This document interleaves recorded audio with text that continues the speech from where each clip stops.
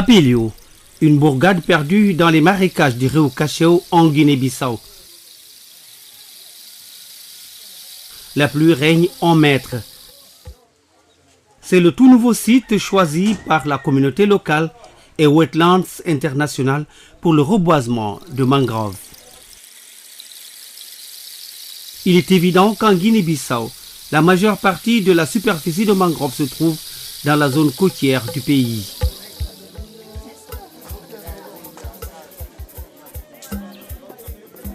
Ici habite également 65% de la population.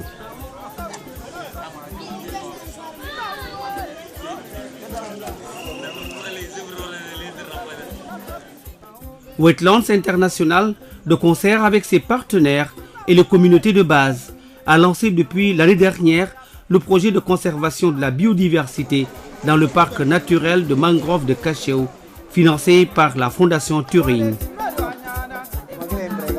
Celui-ci vise la réhabilitation de l'écosystème de mangroves dans le parc et sa périphérie pour limiter la pression sur la ressource et favoriser la régénération naturelle assistée et la récupération des sols dégradés.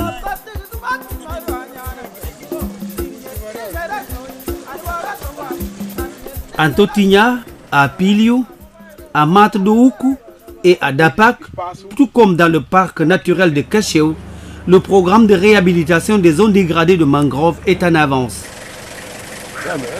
Les populations espèrent déjà cueillir les fruits de leur engagement. Les poissons, les huîtres, crevettes et crabes sont attendus avec le repeuplement des forêts dégradées. Apilio ne veut pas être en reste. Sous une pluie battante, hommes, femmes et enfants se préparent à braver l'intempérie.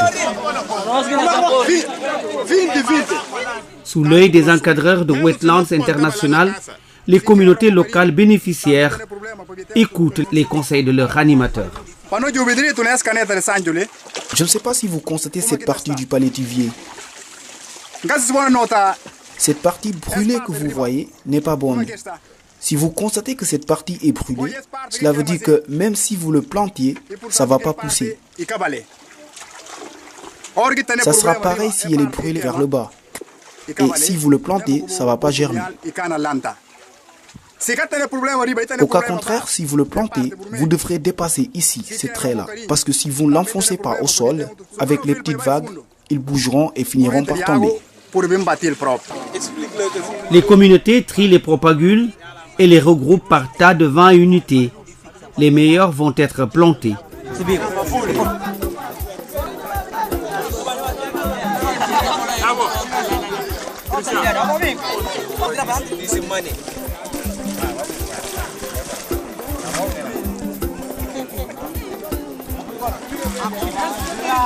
Les habitants se mettent en file et l'opération commence. À votre place, enfoncez les palétuviers sous sol. Est-ce que tout le monde l'a déjà fait? Ok. Maintenant écoutez bien, je voudrais que chacun regarde tout droit devant lui. Est-ce que vous voyez? Voilà. Et 2, et 3, allez-y.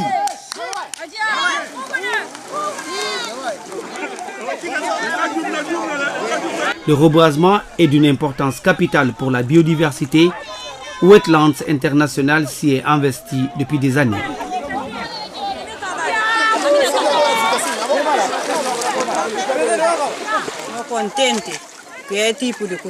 Nous sommes très contents pour ce geste et nous espérons encore plus. Nous prions Dieu de nous accorder une longue vie pour que nous puissions continuer à travailler sur ce rythme. J'encourage aussi les autres à se joindre à nous comme vous le faites déjà.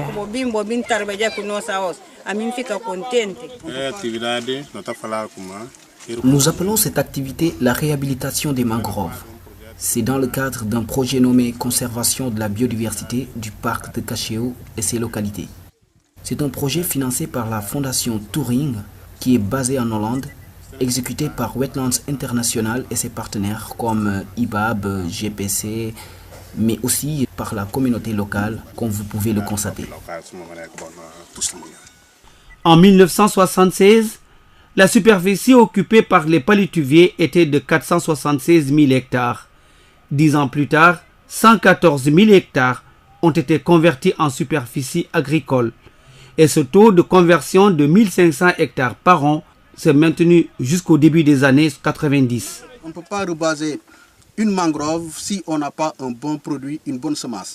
C'est dans ce cadre-là que donc, les populations ont tenu massivement à venir nous accompagner parce que l'importance de l'écosystème mangrove n'est plus à démontrer.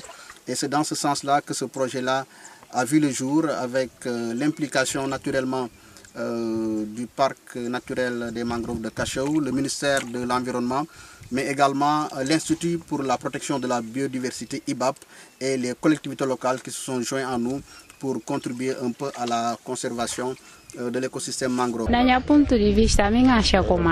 pense que nous ne baisserons plus jamais les bras puisque nous avons décidé d'embrasser le projet et nous avons planté des palétuviers. Nous poursuivons son développement jusqu'à terme parce que c'est nous qui en bénéficierons plus tard.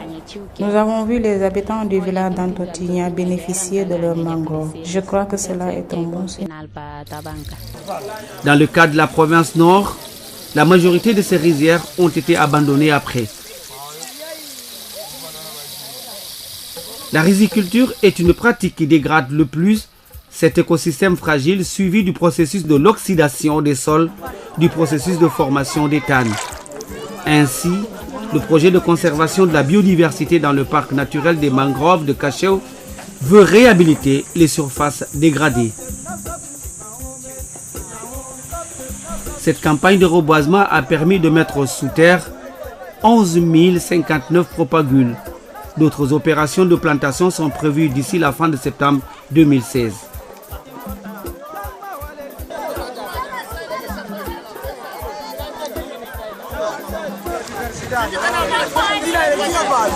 Au finish, Wetlands International et ses partenaires se fixent comme objectif la réhabilitation de 200 hectares dans le parc naturel de mangrove de Cachao et les autres villages d'intervention du projet.